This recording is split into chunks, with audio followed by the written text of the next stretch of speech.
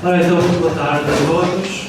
Também um agradecimento especial à nossa coordenadora, Cabrera, que geriu todo o processo inicial em Portugal, da parte portuguesa, e também um agradecimento muito especial também à professora Cristina, que de facto conseguiu construir com grande saber e enfim, com uma estrutura muito competente este encontro, que eu acho que é de facto muito significativo e que não sei que reflexo é que terá nos mídias de São Paulo. Presumo que está a ser censurado pelos mídias de São Paulo. Estou certo disso. Pois é, muita pena. É muita pena porque é nestes sítios que os mídias devem estar, porque aqui está a acontecer algo e quando há um acidente na autoestrada ou qualquer coisa dessas, isso não tem grande significado para a sociedade. Portanto, os mídias não estão cá e temos que retirar daí as nossas lições e ilações. E é sobre isso que eu vou falar, é sobre aquilo que se pode designar, pode convencionar como um creche não financeiro. Tivemos à beira em 2007, 2008, um creche financeiro do sistema mundial, de Wall Street, dos bancos europeus, etc. E que tem dado o que nós sabemos, em termos sobretudo da economia europeia dos países do Sul, onde de facto Portugal se encontra e está a sofrer enormemente com isso. Nós estamos a atravessar um período muito, muito difícil e fomos de facto dos principais penalizados por esse quase creche financeiro da economia ocidental. Mas eu vou-lhe falar de um outro creche, que é o creche da informação. O creche da informação, do sistema de mídia e do jornalismo. Que, de certa maneira, eu, digamos, localizo já no final do século XX e, portanto, daí para cá. Sinais desse creche na informação. Primeiramente, a crise das .com, a crise das tecnológicas de 1999. Portanto, como vocês sabem, houve uma ascensão muito rápida desde 94, 95, durante cerca de 5 anos, na segunda metade dessa década, um crescimento muito acelerado da economia das tecnológicas, da economia da internet. Esse crescimento foi muito, digamos, suportado e, digamos, lançado pelos mídias, sobretudo pelos mídias económicos, que transformaram empresas que não valiam praticamente nada em grandes empresas tecnológicas da internet e da web. E rapidamente tudo morreu com a bolha tecnológica em 1999, na transição para o ano 2000. Mas esse foi um primeiro sinal muito interessante que nos diz que os mídias, em vez de facto se distanciarem desse movimento, cavalgaram-no, surfaram a onda e, de certa maneira, contribuíram para essa anulação de um momento que teria sido mais interessante para o mundo se fosse, digamos, perspectivado com uma distância e não, portanto, com esse cavalgar da onda dos mídias. Portanto, sinais que têm sido, digamos, sinais generalistas, enfim, deste distanciamento, ou deste alinhamento, melhor dito, deste alinhamento dos mídias relativamente muito do que está a acontecer e do que está a acontecer com significado e com sentido. Eu diria que são talvez 3 ou 4 grandes tópicos. A falta de um olhar crítico sobre o processo social. processo social, das comunidades, dos coletivos, das cidades, etc. Os mídias estão a falhar, têm falhado aí.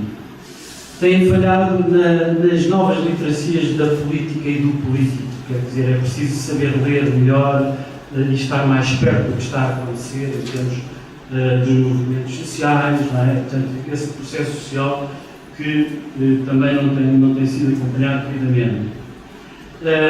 A contribuição para o reforço da consciência da opinião pública, em consequência, também está diminuído nesse processo. E algo de muito importante que tem a ver com a questão da corrupção, que é a questão do escrutínio e da transparência da coisa pública, do que é público, digamos, do Estado, dos dinheiros públicos, não é? Ora bem, esse cavalgar das ondas que os mídias fazem e têm feito nos últimos 10 anos de uma maneira muito crítica e muito problemática, pode ser visto a outros níveis, não só no caso da bolha tecnológica do final dos anos 90, mas no caso também da legitimação da invasão do Iraque.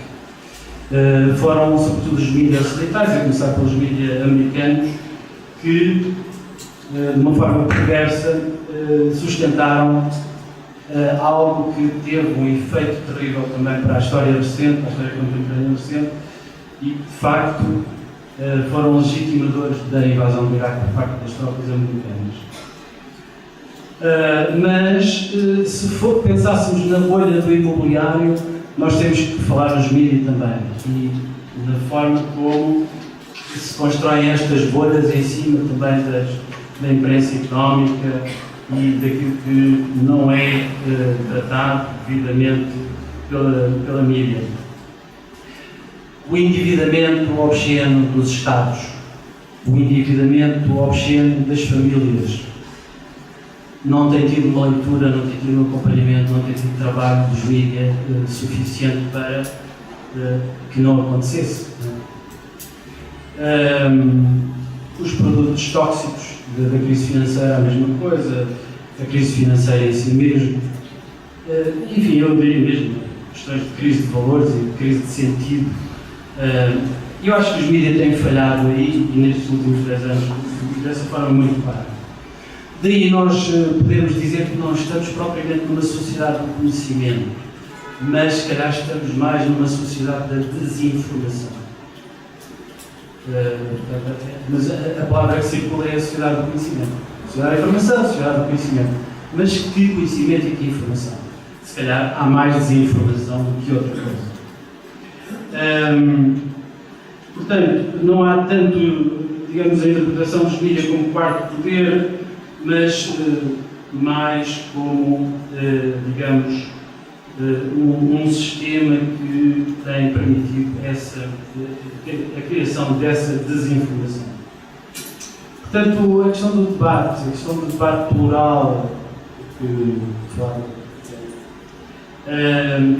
é uma questão fundamental, é uma questão que deve estar no campo dos mídias, no campo da sociedade, e que não tem estado em função desse discurso, que é um discurso mais disjuntivo dos mídias.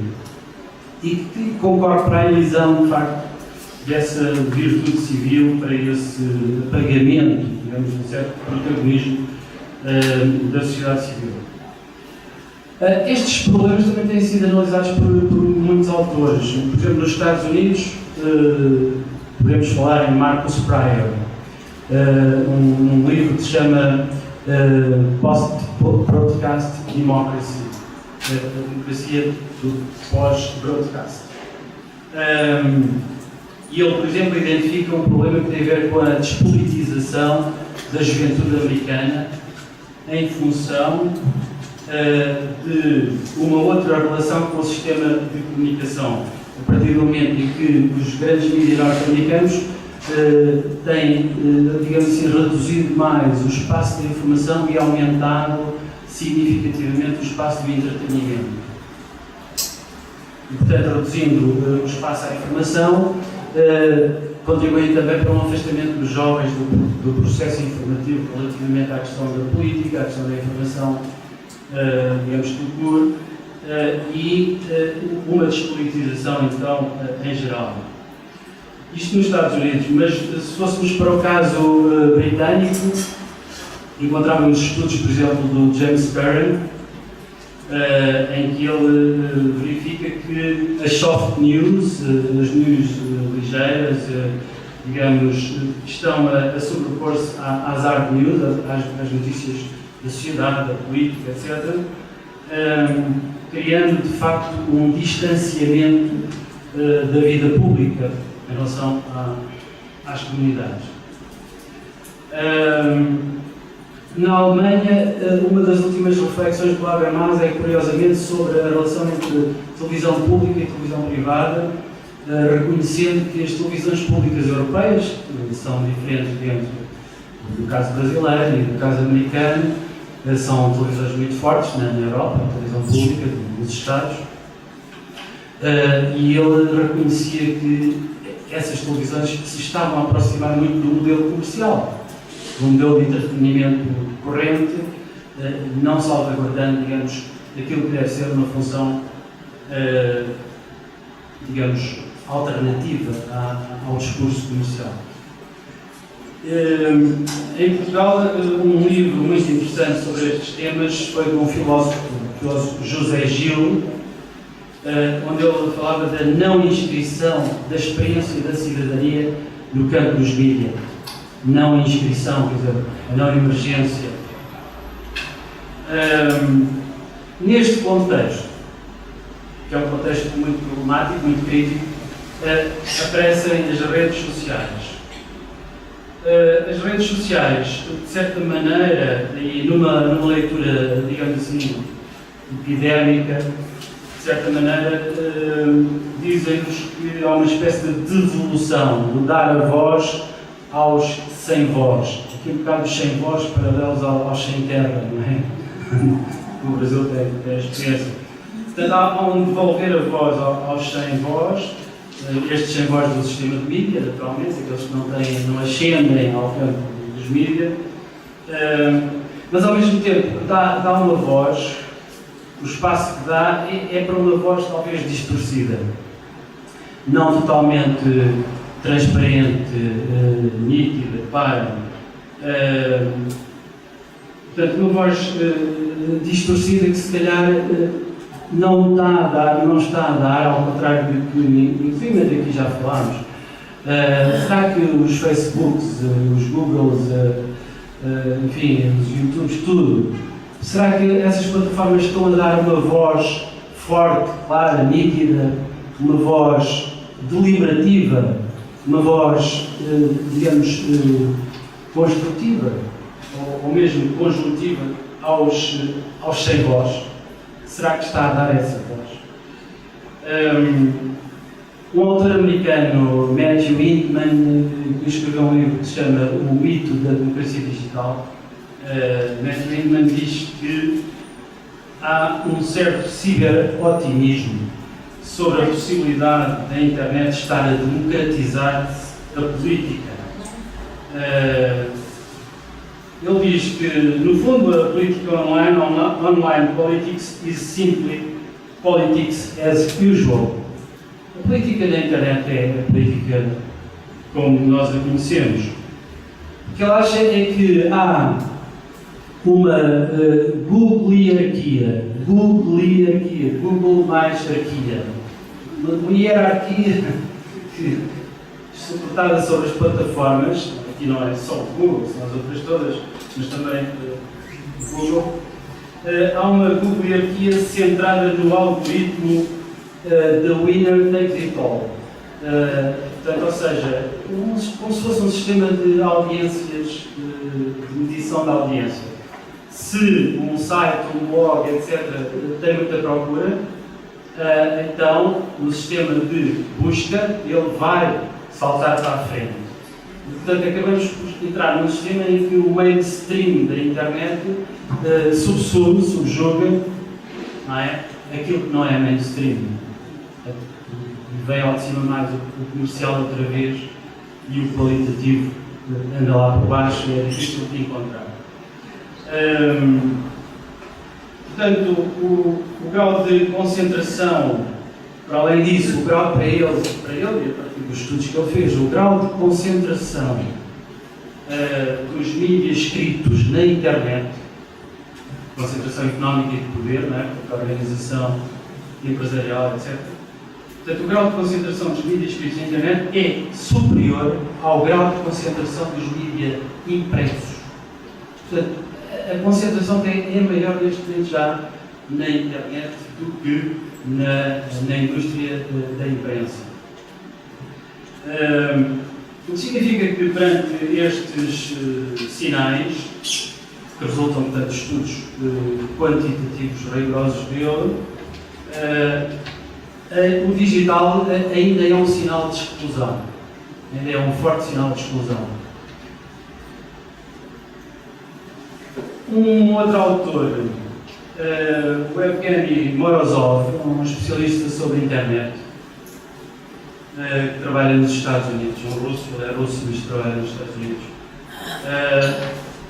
veio dizer uma coisa também muito interessante, que, ao contrário do que nós imaginamos, que a internet e o digital veio, digamos, destruir uma série de intermediários que haviam na economia tradicional, é o caso da Amazon, que faz a distribuição direta ao cliente. O que ele diz é o contrário. Não, atenção, a internet está a criar cada vez mais intermediários e, sobretudo na área da informação e das news, das notícias, etc. Portanto, há, digamos, uma inversão do princípio da desintermediação, há cada vez mais intermediários no processo informativo e há aquilo que se chama uma moderação automatizada dos conteúdos. Portanto, os conteúdos entram no digital e são moderados, são regulados, são reorganizados de forma automática. E nós, quando acedemos à informação no digital, já passamos, quer dizer, já estamos a receber algo que passou por esses filtros todos, os algoritmos, etc. E para além disso, há todo um conjunto de situações muito problemáticas que têm a ver com a questão dos chamados robôs, dos sistemas de automatismo. E ele dava um exemplo muito interessante no caso das últimas eleições na Rússia. Portanto, houve um estudo que detectou que em 50 mil contas Twitter,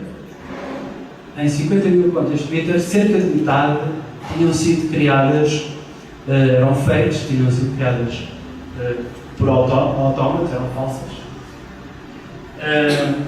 E elas foram criadas para contrariar, portanto, um discurso crítico relativamente ao regime.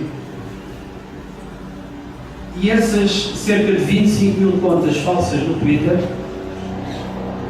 postaram cerca de 440 mil tweets sobre o tema. Quer dizer, 440 mil tweets que eram todos falsos, criados por robôs e, portanto, dentro destas lógicas de automatismos associados a processos de debate público. Era um debate público absolutamente inquinado e, portanto, para o qual nós temos que ter atenção também. Mas ainda sobre a questão dos novos intermediários, um inglês, Robin Foster, publicou um estudo no Reuters Institute que analisou a questão dos novos intermediários, portanto, as tais grandes plataformas, Google, Facebook, Apple, Amazon, etc. E chegou à conclusão que o controle algorítmico do acesso às notícias tinha percentagens absolutamente avassaladoras e muito problemáticas. 30% do acesso por parte dos usuários online, não é, a notícias 30% do acesso é feito através de motores de busca. Portanto, a pessoa chega à informação via motor de busca. 30% dos casos. 22% dos casos, o usuário acede através de agregadores de notícias. Portanto, os agregadores tipo Google News, etc. Né? Yahoo News. 20% do acesso às notícias online é através da mídia social, das redes sociais. O que dá 72%. Portanto, ou seja, as pessoas acedem à informação por segunda e terceira via, não é? Pelos tais intermediários digitais, e de facto só numa porcentagem muito minoritária é que acedem diretamente, vão diretamente ao site do jornal. Ora bem, este problema de facto levanta essa questão: quem são então os tais gatekeepers? Quando nós lemos o jornal, nós sabemos quem são os gatekeepers, não é? Sabemos quem são os editores, sabemos quem são os jornalistas. Quando entramos na informação online, temos gatekeepers intermediários que, de facto, colocam aqui um problema ao pluralismo da informação pela indexação da informação que eles próprios organizam, não é? E depois, por todo um conjunto de influências no sistema que têm, influência no sistema económico, no sistema político, pelas lógicas de micro-targeting que estão a criar, por exemplo, a campanha do Obama já teve lógicas de micro-targeting, e a grande distribuição americana de bens alimentares ou de bens têxteis, etc., utiliza também já técnicas de micro-targeting, que é uma questão que, digamos, é o cruzamento da informação que vem do rastro da pegada digital que nós deixamos, quando estamos no Facebook, quando estamos na Google, etc. Portanto, deixamos o nosso rastro, que a Agência Nacional Americana gosta muito, não é? Guarda completamente. Portanto, esse rastrozinho depois é criado, cruzado e é trabalhado por empresas especializadas de Silicon Valley, não é? Com dados, por exemplo, do nosso crédito, do nosso cartão bancário, das nossas compras, da nossa geolocalização, e esses dados todos juntos depois permitem fazer o micro-targeting. O micro-targeting, no fundo, é o computador antecipa aquilo que nós vamos fazer amanhã. Portanto, o computador diz: a Cristina amanhã vai votar no partido A, mas a Cristina hoje ainda está, digamos, indecisa.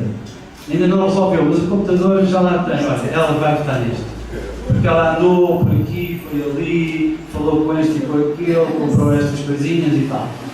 E estes sistemas já foram aplicados na campanha do Obama e são aplicados pelas grandes empresas americanas e agora já por aí fora. Aqui no Brasil também já cá está. Está devagarinho e tal, mas já cá está também.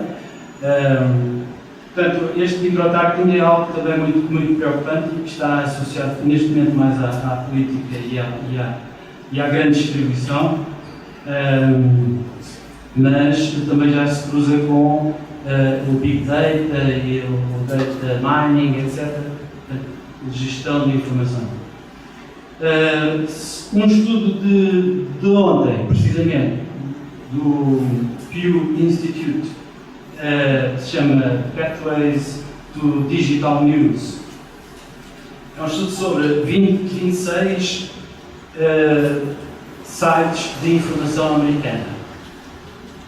Portanto, os top sites de informação.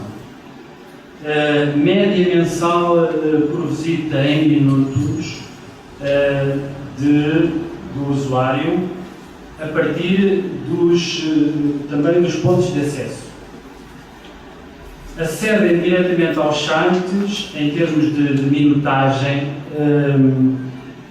portanto, em termos de minutagem, e aqueles que acedem diretamente aos sites, o valor que eles conseguiram para estes 26 top sites foi de 4 minutos e 36 segundos. Portanto, uma pessoa que acede diretamente ao site está lá 4 minutos e 36 segundos em média em cada visita. Isto nos esquecerem diretamente. Mas se aceder via Facebook, apenas dá 1 minuto e 41 segundos. Portanto, 1/3 do tempo.